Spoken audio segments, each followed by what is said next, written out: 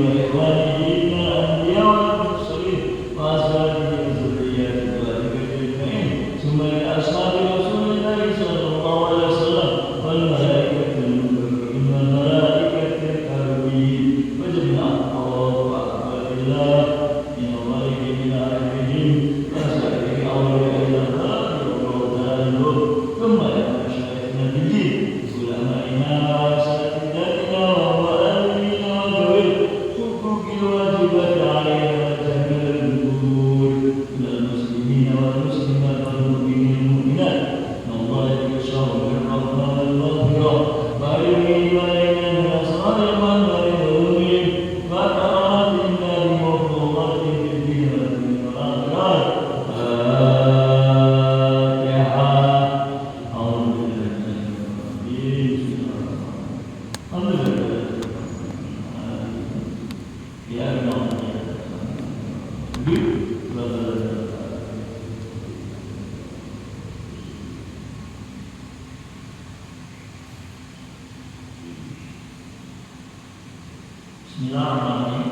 Bismillahirrahmanirrahim.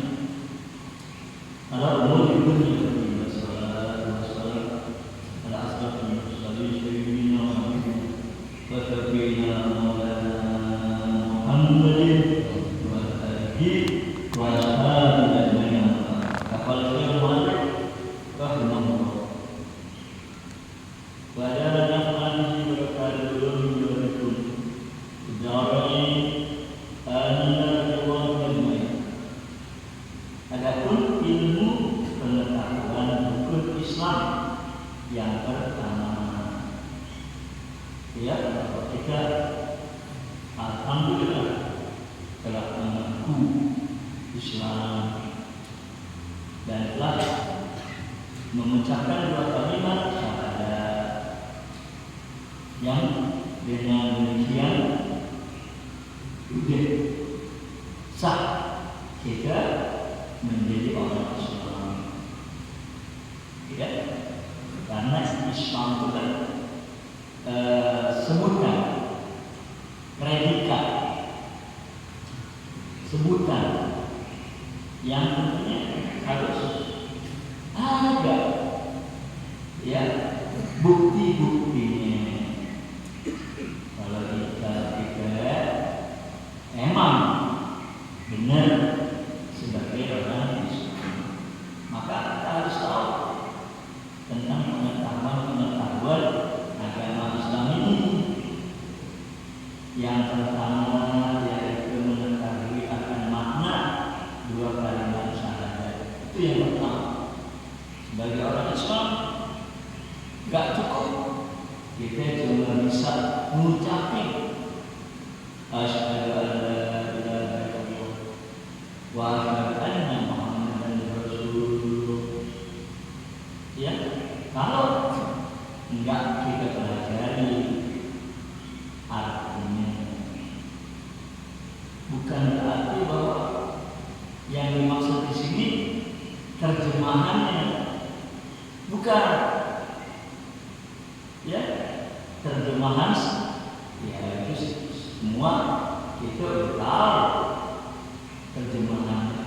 Saat aku bersaksi bahwa tiada Tuhan yang disembah dengan sebenarnya kecuali Allah, dan aku bersaksi bahwa beliau junjungan besar kita Nabi Muhammad itu adalah utusan Allah. Itu kan terjemahan, ya, yang wajib kita ketahui isi kandungan, ya, isi kandungan yang ada di dalam kalimat itu. Kalimat asyhadu an la ilaha illallah wa asyhadu anna Muhammadan Rasulullah, ya, bersaksi. Apa artinya bersaksi? Ya, bersaksi itu adalah ikhbarun an ilmin, ya, biwasitati basari atau basiratin. Itu adalah bersaksi, ikhbarun an ilmin, ya, biwasitati basari Au basirin, artinya kita memberi tahu, ya, atau berikrar, memberi pernyataan bahwa kita menyatakan kalau nggak ada Tuhan selain Allah Subhanahu wa Ta'ala. Kenapa kita jadi saksi? Ya, saksi kan harus ilmin, harus tahu. Ya, kalau nggak tahu nggak boleh jadi saksi atau nggak sah jadi saksi. Tuh, ya, harus kita ketahui itu saksi itu begitu. Ya, dia memberikan pernyataan, dia memberitahu, tapi ilmin bahwa dia tahu. Ya, ya, kenapa? Ya, karena saksi itu biasanya ada pada sidang pengadilan. Ya, dalam sidang pengadilan yang mengadili terdakwa, terdakwa. Nah, hakim akan menetapkan hukuman terhadap terdakwa itu melihat kepada bukti-bukti. Kemudian juga saksi. Ya, maka seorang yang menjadi saksi di dalam pengadilan itu dia memang tahu, dia tahu apa yang dikerjain, tahu apa yang dilakukan oleh si terdakwa ini. Kenal, ya, pertama itu saksi kenal, ya, sama yang terdakwa ini, dan tahu bahwa apa yang dilakukannya, tahu apa yang dikerjain, bahwa itu seorang saksi. Ya, nah, kalau dia nggak kenal, ya, atau belum kenal, ya nggak bisa jadi saksi, nggak sah, kesaksiannya nggak sah, karena tidak kenal, ya, dan nggak tahu lagi kasus yang menimpa orang ini, nggak tahu, nggak sah kesaksian. Begitu juga dengan kita yang menyatakan diri sebagai saksi dengan mengucapkan asyhadu, saya bersaksi. Siapa yang menjadi terdakwa di sini? Yang kita jadi saksinya, yaitu Allah Subhanahu wa Ta'ala. Ya, dituduh, Allah dituduh sama banyak orang kalau itu ada sekutunya. Tuh, ya, jadi banyak orang menuduh kalau Allah itu punya sekutu, ada sekutunya, atau Allah dituduh bukan Tuhan, karena yang dipertuhan amalnya bukan Allah, tapi api. Ya,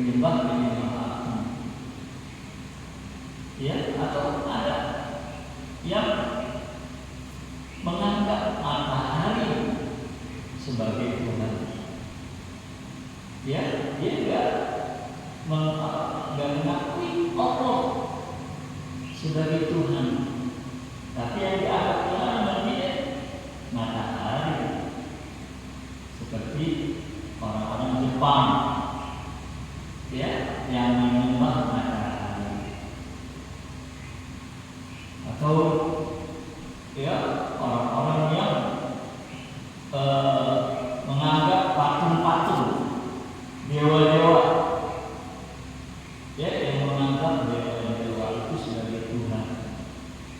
Mana dewa-dewa? Dia enggak mempercayai nama Allah sebagai Tuhan. Yang dipercaya itu dewa-dewa. Atau kaum musyrikin dulu tadi, ya percaya sama Allah, tapi dia sekutukan Tuhan. Namanya atau disebut musyrikin, orang-orang yang musyrik. Nah, kita sebagai saksinya Allah harus menolak, membantah bahwa itu semua yang namanya api bukan Tuhan, yang namanya matahari bukan Tuhan, ya, yang namanya dewa-dewa bukan Tuhan, ya, dan Tuhan nggak punya sekutu, la syarika lahu.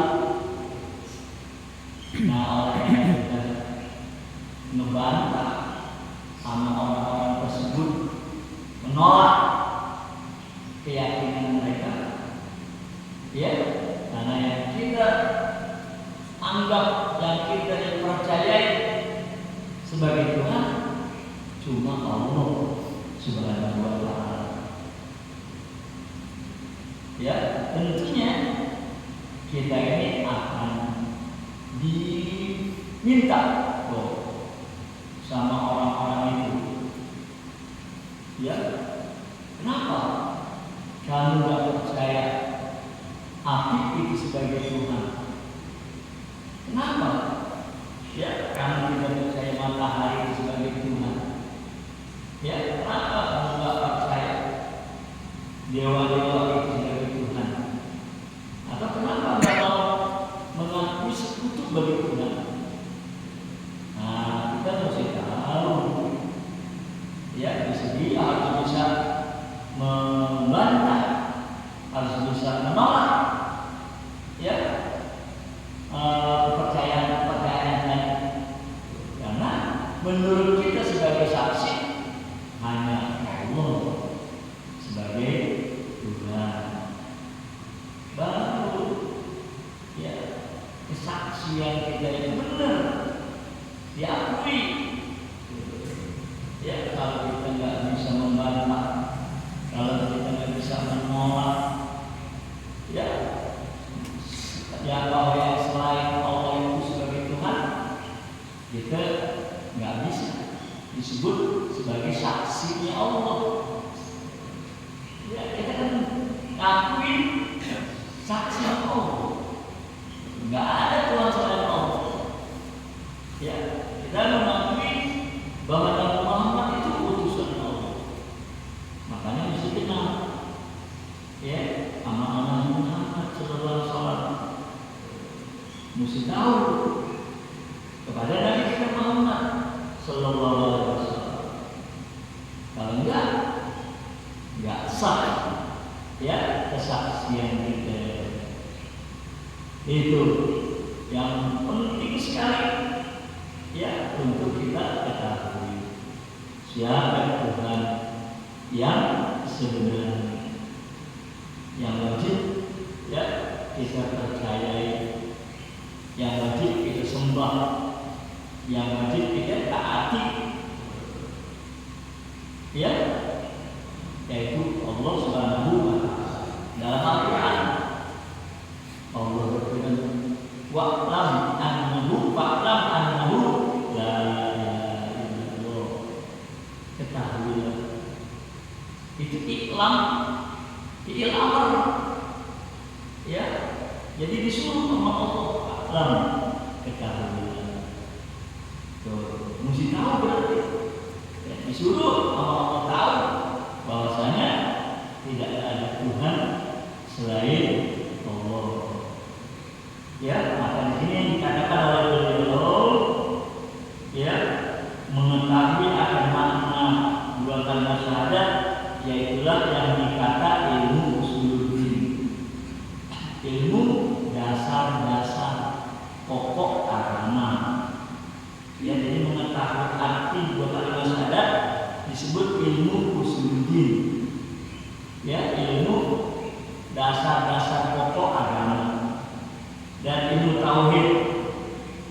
ilmu yang kita jadi tahu bahwa tidak ada Tuhan selain Allah, yang tidak ada sekutu baginya.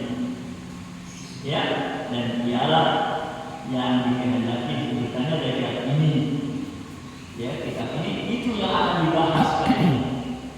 Ya, tentang makna kalimat syahadat itu, tentang ilmu usuluddin, ya, tentang ilmu tauhid. Ini yang dibahas dalam kitab ini. Bermula wajib atas setiap negara bahwa ia mengenal pada Tuhan Azza wa Jalla. Hukumnya kita wajib, ya, bagi orang yang tidak akil balik untuk mengetahui, ya, untuk mengenal pada Tuhan Azza wa Jalla. Jadi kenal Tuhan, kita wajib kenal Tuhan. Bagaimana di dalam kitab Zubat, karena Ibnu Ruslan awal wajibin ala insani ma'rifatul ilahi istiqon. Yang wajib pertama-tama bagi manusia itu mengenal Tuhan, ma'rifatul ilah, ya, mengenal Tuhan istiqon, harus dengan keyakinan yang benar. Harus dengan keyakinan yang benar bahwa itulah Tuhan, ya, dan segala sifatnya. Karena kita mengenal Tuhan enggak melalui zatnya, ya, kita mengenal Tuhan itu enggak melalui zatnya, tapi melalui sifatnya yang wajib, yang mustahil, dan yang harus atau yang zahir. Demikian pula yang wajib bagi segala rasul, karena ada dua syahadat, ya, syahadat uluhiyah sama, ya, nubuwah, yaitu kesaksian kita kepada Nabi kita Muhammad Sallallahu Alaihi Wasallam. Maka di sini oleh beliau dikatakan, ya, demikian pula wajib bagi segala rasul. Apaan, siapa itu rasul, apa sifat-sifat itu rasul, sehingga kita menjadi saksi bahwa beliau adalah betul Rasulullah Sallallahu Alaihi Wasallam. Ya, nah itu keimanan kepada Allah Subhanahu wa Ta'ala. Iman itu apa? Iman percaya. Ya. Percaya itu apa? Percaya itu membenarkan. Ya, nah, maka oleh karena itu sebutan percaya itu kepada hal yang enggak kelihatan. Ya, jadi kata sebutan percaya itu kepada hal yang enggak kelihatan. Kalau yang udah kelihatan itu enggak ada istilah percaya atau enggak. Ya, karena percaya tadi membenarkan.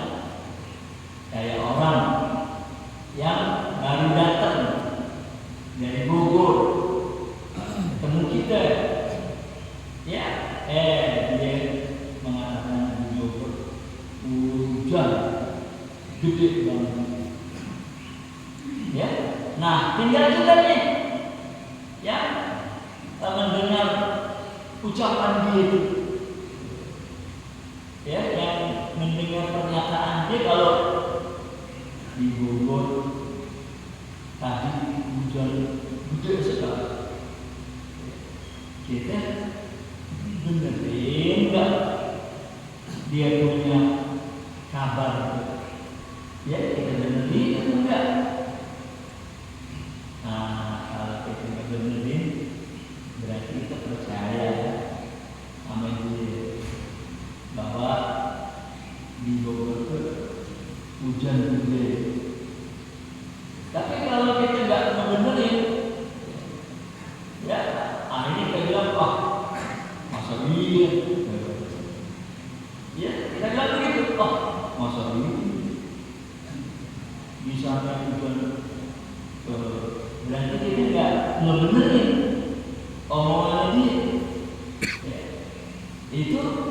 artinya kita nggak percaya. Tuh, ya. Jadi percaya sebutan untuk yang agak kita lihat, ya.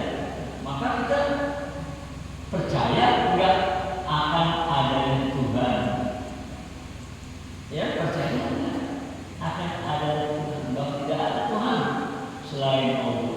Oh, saya percaya. Dia belum, kalau dia membenarkan, ya, bahwa tidak ada Tuhan selain Allah, ada Tuhan. Dia percaya ada Tuhan, dia benerin adanya Tuhan. Ya, nah karena nggak kelihatan, ya, nggak kelihatan, maka orang bisa membenarkan kalau kitanya bisa ngajuin atau memberikan bukti-bukti, ya, karena nggak kelihatan, ya. Nah, seperti semua orang udah yakin, percaya banget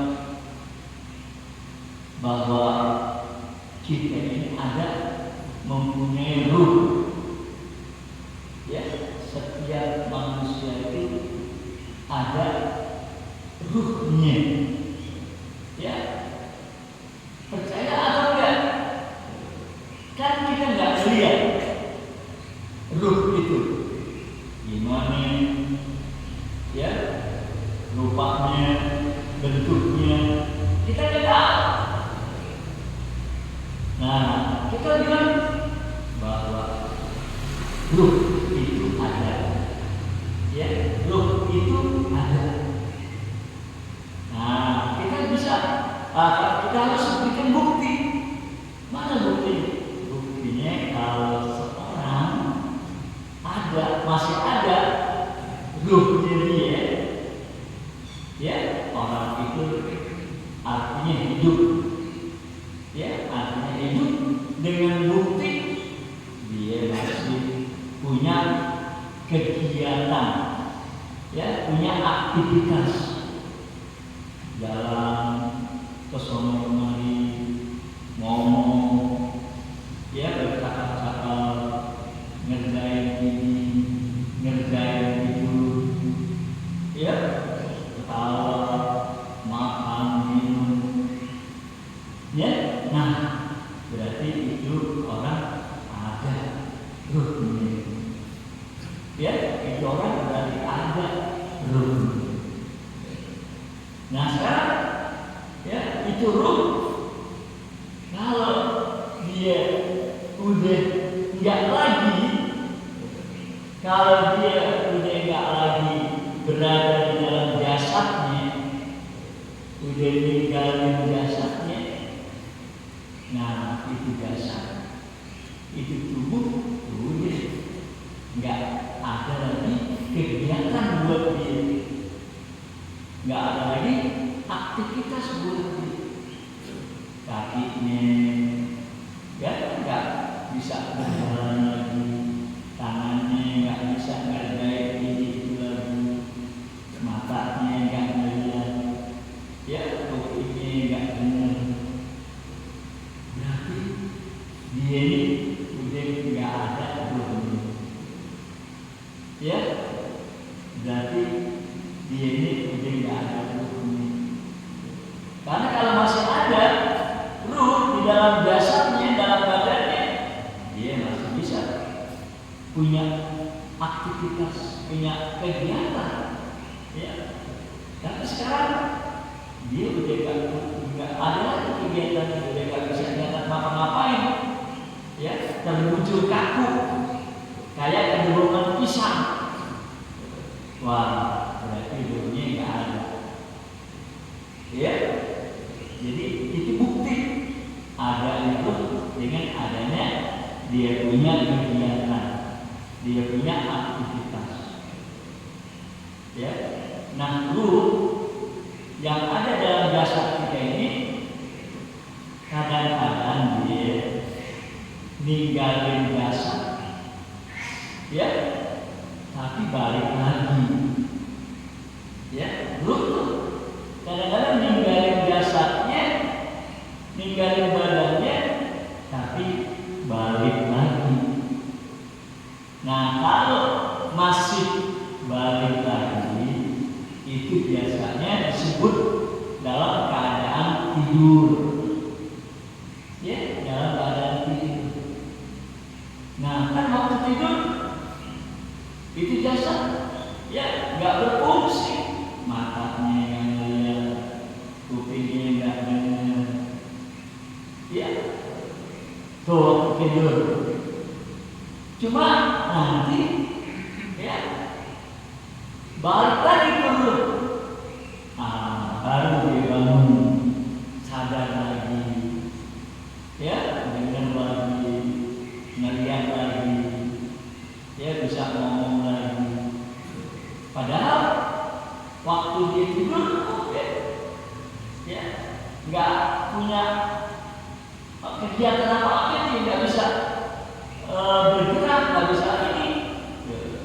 Cuma tandanya dia belum ditinggalin benar-benar, belum ditinggalin benar-benar sama rohnya. Kita lihat masih ada nafasnya, ya kan tidur masih ada nafasnya, tapi dia punya kesadarannya nggak ada, yang kesadarannya nggak ada. Nah berarti tuh lagi nggak ada, tapi nggak sepenuhnya, pergi nggak sepenuhnya, ya. Kalau dia nggak ada, dia bawa akal, ya.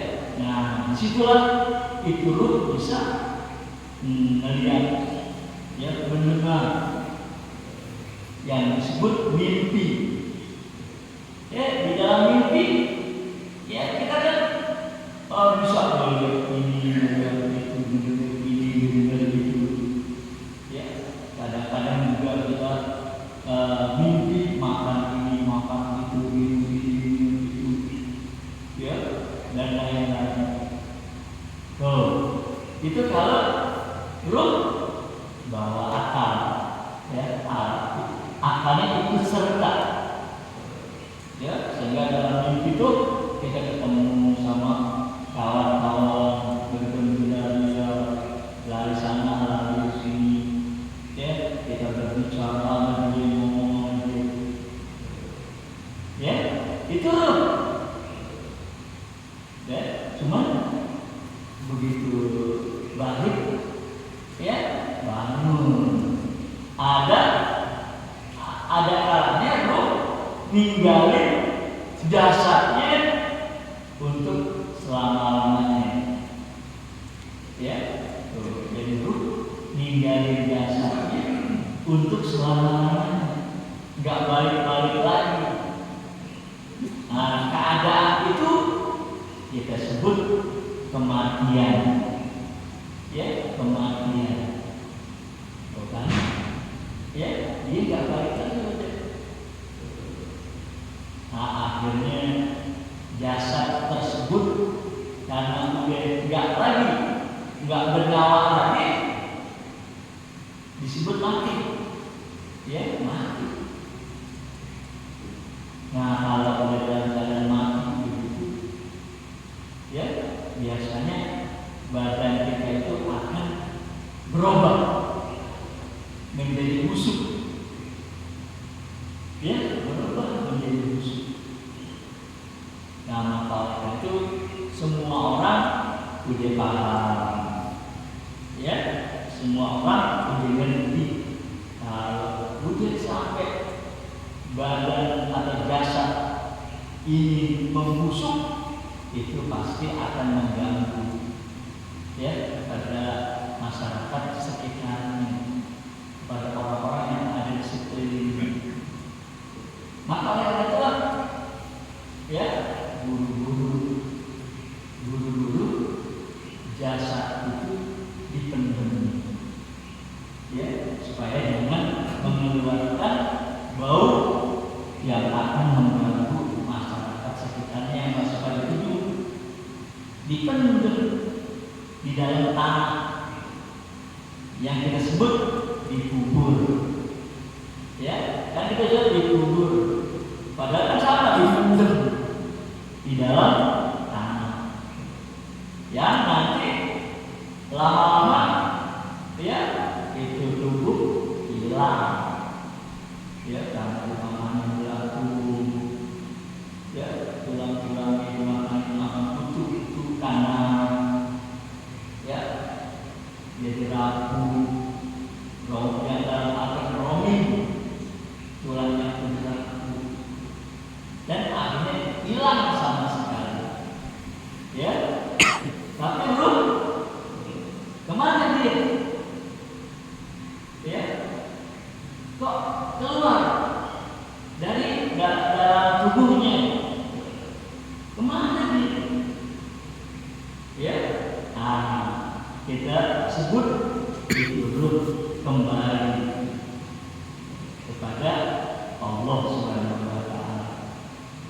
Ya, dalam Al-Quran disebutkan ilayya marji'ukum. Ya, wa ilallahi marji'ukum.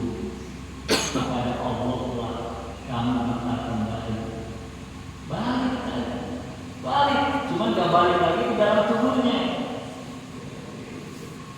Nah, kalau nanti pada hari kiamat tubuh yang tadi udah hancur, ya namanya bila udah hancur tubuh, malah udah gak ada lagi rupanya, malah udah gak ada lagi bentuknya. Allah bisa bikin lagi, ya alladzi yuhyiku ya yu'id dibalikin lagi, diproses lagi oleh Allah Subhanahu wa Ta'ala. Bisa karena ada contoh yang disebut nas'atal ula, kejadian yang pertama. Mana kejadian yang pertama? Yaitulah waktu kita dibentuk oleh Allah di dalam perut atau dalam kandungan ibu kita. Ya, di dalam perut ibu kita. Kan tadinya nggak ada gitu. Dalam perut tadinya, ya kita nggak ada di dalam perut ibu kita. Ya, nah begitu ada bahan, ya yang masuk ke dalam rahim ibu kita, baru dibentuk oleh Allah. Ya, namanya nutfah, akhirnya jadi alaqah berubah menjadi mudghah. Ya, wa khalaqal mudghata izoma. Lalu dari mudghah dibentuklah rangka tulang. Pakasau dari izoma rahma, rangka tulang itu kan bungkus dengan daging, jadi manusia. Tadinya enggak ada.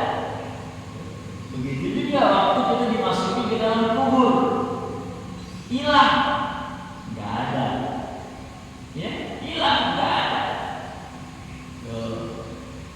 Tapi ya kalau tubuh yang dikubur itu ada yang enggak hilang. Ya, semuanya bagian-bagian tubuh kita hilang. Tapi ada yang enggak hilang. Namanya azbuz zanah, tulang ekor. Ya, itu aja yang enggak hilang. Nah, kalau di perut ibu kita Allah proses bentuk kita dari air. Nah, kalau di dalam perut bumi, ya, kalau dalam perut bumi Allah proses, ya, kejadian kita nas'atul ukhra, namanya kejadian yang lain itu dari azbuz zanah, jadi dari tulang ekor. Ya, jadi sama-sama tadinya enggak ada. Tadinya kita di perut ibu enggak ada. Lalu begitu ada bahan yang berupa air, Allah bentuk. Ya, jadi sebuah makhluk yang namanya manusia. yang komplit dengan kepala, badan, kaki dan lain-lain. Begitu juga nanti ya pada hari kiamat itu kita dari tulang ekor yang tadi pun yang gak bakal hancur, dari situ Allah kembali lagi bentuk kita. Ya, kalau dari perut ibu disebut lahir. Tapi kalau dari perut bumi nanti dapat namanya bangkit. Jadi kalau dari perut ibu namanya kita kelahiran. Kalau dari perut bumi namanya kebangkitan. Yaumul ba'si, hari kebangkitan. Ya, itu semua Allah Subhanahu wa ta'ala.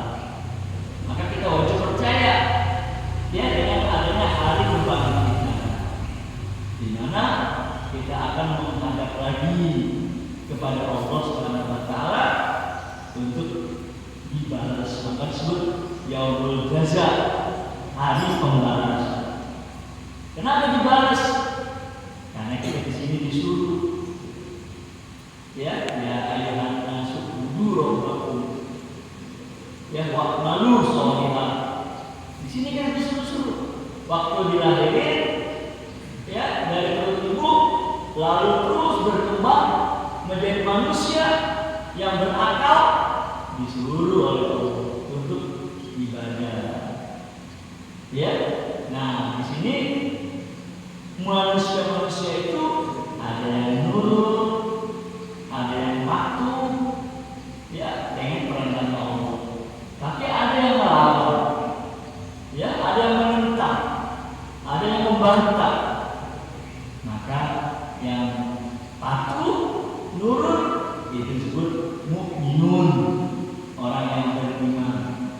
Kalau dia ngerjain segala apa yang perintah Allah, ninggalin apa yang dilarang, namanya sholihin, orang-orang yang soleh. Ya. Tapi yang membantah, yang menentang disebut kafirun. Tuh, ya. Ada yang menduai teman musyrikun. Ya, ada yang cuma mulutnya doang mengakui tapi hatinya tetap kafir, namanya munafikun. Ya, jadi banyak sekali manusia-manusia di dunia ini punya keadaan masing-masing.